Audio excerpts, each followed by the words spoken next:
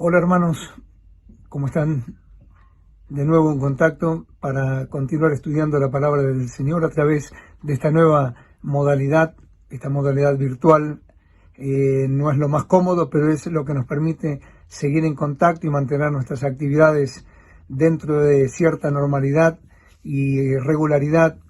Y vamos a continuar con nuestro estudio en esta oportunidad sobre el libro del Éxodo, como lo estamos haciendo, y hoy nos vamos a centrar en el capítulo 12, versículos 37 en adelante, y el capítulo 13 en toda su extensión. El título del estudio de esta mañana es La salida, y se refiere por supuesto a la salida del pueblo de Israel de la tierra de Egipto después de 430 años de esclavitud. Vamos a leer el texto bíblico para tener una idea del contenido del pasaje. No vamos a leer todos los versículos, pero vamos a hacer un extracto de los versículos que nos van a servir para nuestra meditación en esta oportunidad. Partieron los hijos de Israel de Rameset a Sucot como 600.000 hombres de a pie, sin contar los niños. También subió con ellos grande multitud de toda clase de gentes y ovejas y muchísimo ganado. Y cocieron tortas sin levadura de la masa que habían sacado de Egipto, pues no había leudado, porque al echarlos fuera los egipcios no habían tenido tiempo ni para prepararse comida. El tiempo que los hijos de Israel habitaron en Egipto fue 430 años. Y pasados los 430 años, en el mismo día todas las huestes de Jehová salieron de la tierra de Egipto. Es noche de guardar para Jehová, por haberlos sacado en ella de la tierra de Egipto. Esta noche deben guardarla para Jehová todos los hijos de Israel en sus generaciones. Y Jehová dijo a Moisés y a Aarón: Esta es la ordenanza de la Pascua. Ningún extraño comerá de ella. Mas todo siervo humano comprado por dinero comerá de ella después que lo hubieres circuncidado. El extranjero y el jornalero no comerán de ella. Se comerá en una casa, y no llevarás de aquella carne fuera de ella, ni quebraréis hueso suyo.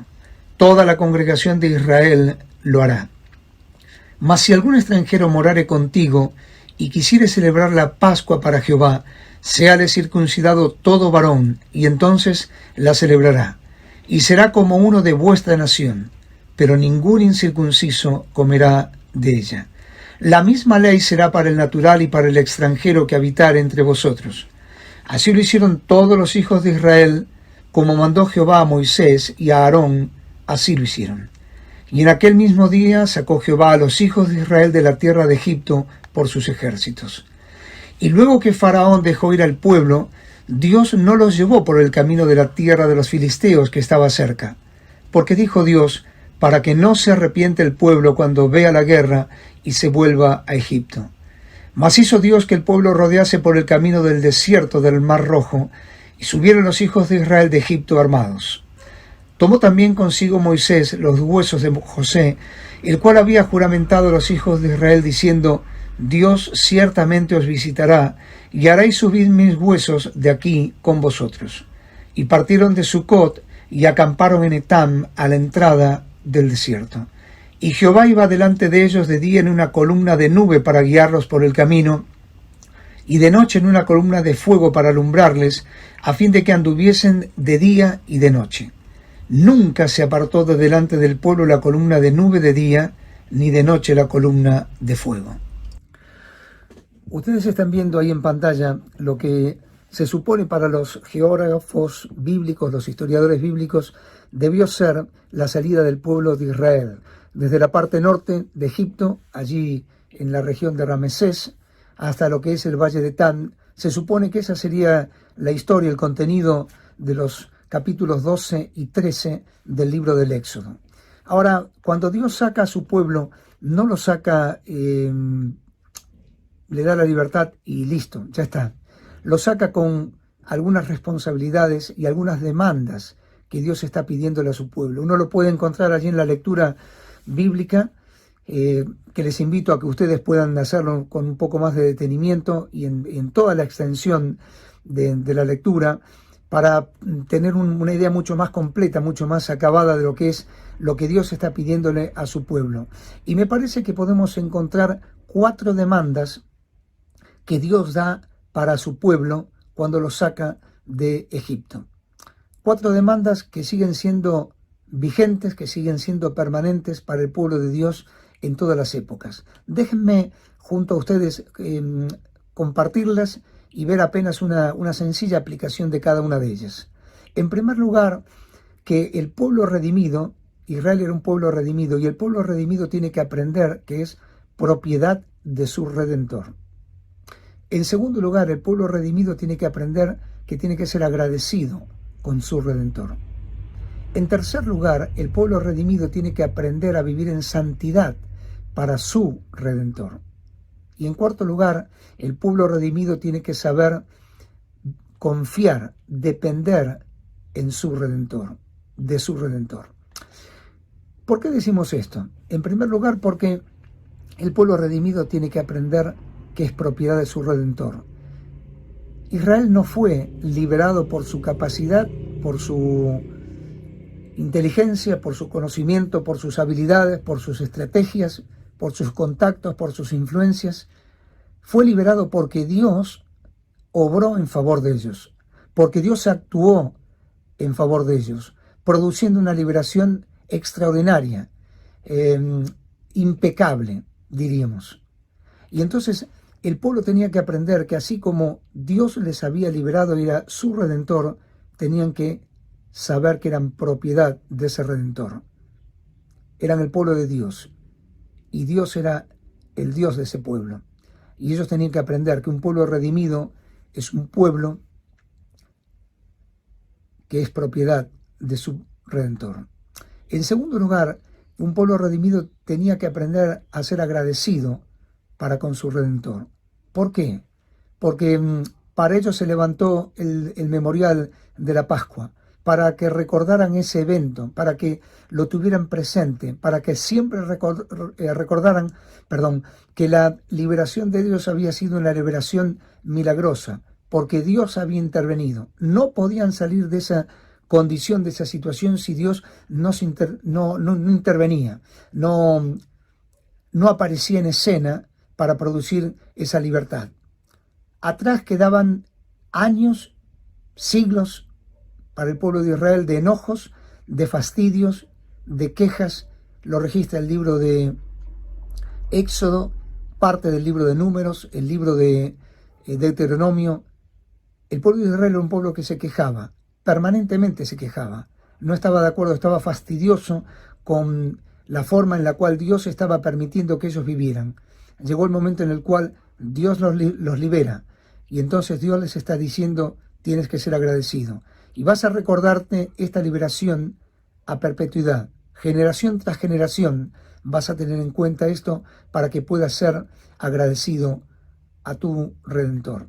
En tercer lugar, un pueblo redimido es un pueblo que tiene que aprender a vivir en santidad para su Redentor.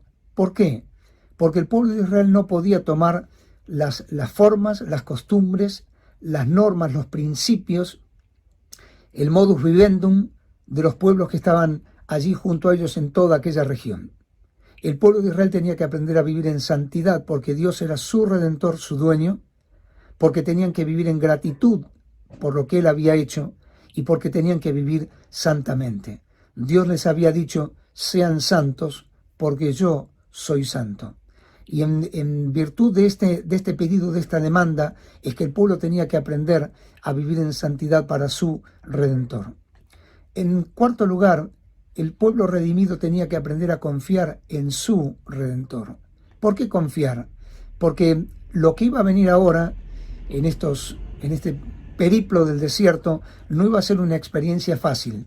Tenía que aprender a confiar en que Dios lo sacaba no solamente con mano poderosa, con brazo extendido, sino que además iba a obrar en el caminar de ellos, en el regreso de ellos a la tierra prometida, iba a obrar en bendición para con ellos. Pero eso representaba que el pueblo tenía que confiar en Dios. El pueblo tenía que cumplir y obedecer lo que Dios mandaba. Esto es interesante porque el pueblo no solamente tenía que ser agradecido, tenía que saber que era propiedad de Dios, tenía que vivir en santidad, tenía que confiar en Dios, sino que además tenía que guardar a perpetuidad todo esto. No lo podía dejar así porque sí. Y uno lo encuentra allí en el versículo 3 del capítulo 13, donde dice: vas a acordarte de este día, tengan memoria de este día para siempre. Era lo que Dios les estaba pidiendo a su pueblo. Y es notable la similitud que hay con el pueblo de Dios hoy en la actualidad. Si bien todo ese memorial fue para el pueblo de Israel y fue aquellos que tuvieron que vivir esta experiencia de la Pascua, como un recuerdo, como una reunión de gratitud, como una conmemoración de el tiempo amargo, triste que había pasado, así también el creyente, cada primer día de la semana, se encuentra con el Señor y en ese acto de recordación, en esa Pascua que celebramos, como dice Pablo allí en 1 Corintios, Cristo, nuestra Pascua.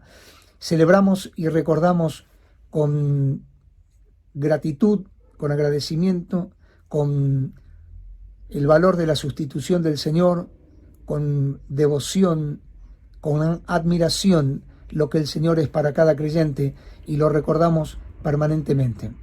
Eso no podía hacerlo cualquiera, lo tenía que hacer el pueblo de Israel. Dios le dice: no quiero que el extranjero ni los siervos participen a menos que tomen la marca, el ritual de la circuncisión como lo tienen ustedes. Esto es propiedad del pueblo de Israel. Ahora, en el capítulo 13 hay algunas cosas interesantes para considerar. Primeramente, el pueblo sale. Y cuando el pueblo sale, Dios le da algunas instrucciones para el camino. Si ustedes me acompañan en el capítulo 13, versículo 17, dice que Dios no los llevó por el camino de la tierra de los filisteos que estaba cerca, porque dijo Dios, para que no se arrepienta el pueblo.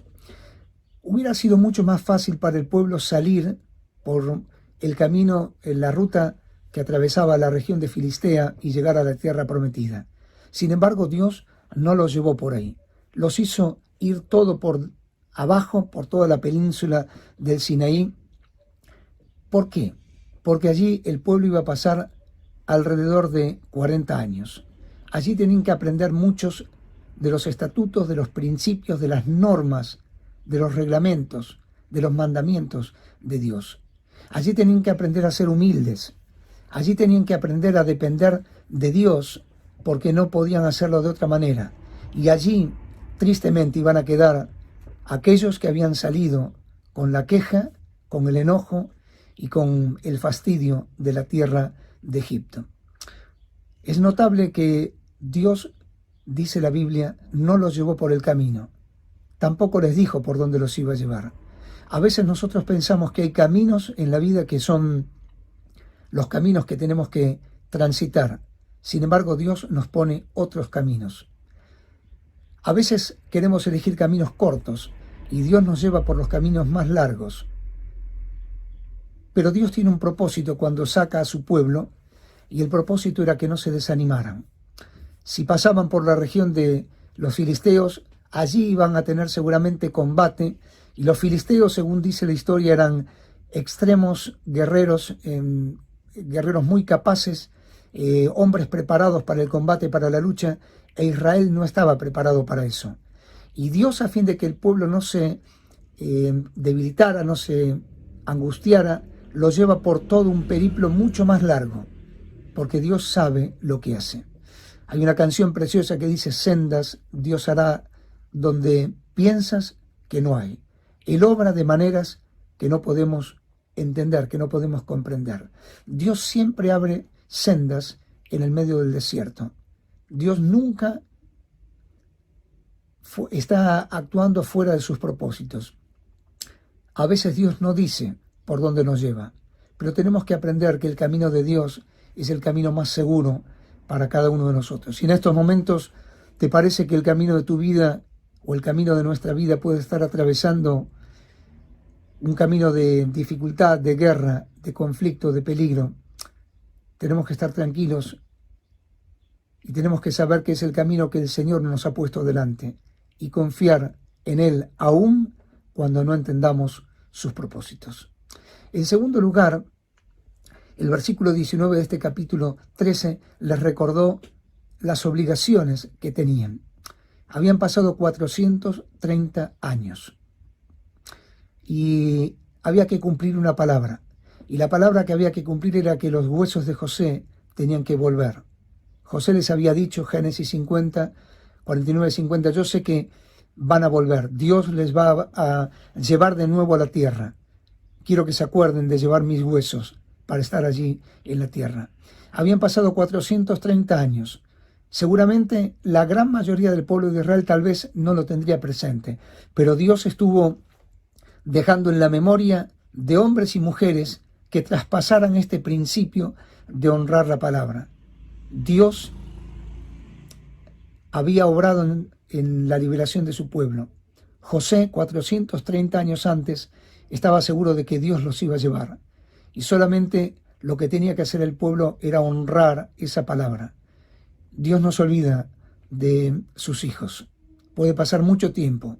Dios no se olvida de lo que Él dice. Puede pasar mucho tiempo. Pero Dios, cuando llegue el momento, Dios habrá de cumplir lo que prometió. Los huesos de José partían junto al pueblo en el camino de regreso a la tierra prometida, porque Dios así lo había establecido y lo había colocado en el corazón de aquel gran patriarca. Por último, el pueblo de Israel tenía que aprender que debían confiar en Dios. Dice el versículo 21, 22, que Dios iba delante de ellos, Dios iba sobre ellos y Dios iba junto a ellos. Porque dice que Dios iba delante de ellos, delante del pueblo, en el regreso, en el caminar. Dice la Biblia que Dios manifestaba su presencia en una columna de nube durante el día y en una columna de fuego durante la noche. Una columna, es decir, algo alto para que todo el pueblo pudiera ver y sentir que Dios estaba sobre ellos. Y dice el texto que Dios iba junto a ellos, porque dice nunca se apartó de alrededor del pueblo. Así que, queridos, esta es una figura extraordinaria. No solamente Dios los libera, sino que Dios va delante de ellos, va sobre ellos, va junto al lado de ellos. Y a nosotros nos tiene que quedar esa seguridad, esa confianza de que este Dios que obró en bendición y en liberación para su pueblo, también lo ha hecho en bendición y en liberación espiritual para nosotros. Y Dios ha obrado. Y un pueblo redimido tiene que ser un pueblo que es propiedad de su Redentor. Un pueblo redimido tiene que ser un pueblo agradecido a su Redentor. Un pueblo redimido tiene que aprender a vivir en santidad para su Redentor. Y un pueblo redimido tiene que aprender a confiar en que Dios está delante de ellos, sobre ellos, junto a ellos, en toda circunstancia. Dios nos bendiga y nos permite aplicar esta enseñanza del texto bíblico en el estudio de Éxodo para la bendición de cada uno de nosotros, la bendición de nuestras familias, la bendición de su pueblo en todo lugar. Dios sigue siendo el mismo. La salida del pueblo marcó principios que Dios quería, demandas que Dios quería para su pueblo y también para nosotros ahora. Amén. Que sea una experiencia de realidad vivificante para nuestra vida esta lección de Éxodo 12 y 13, la salida del pueblo de Israel. Amén.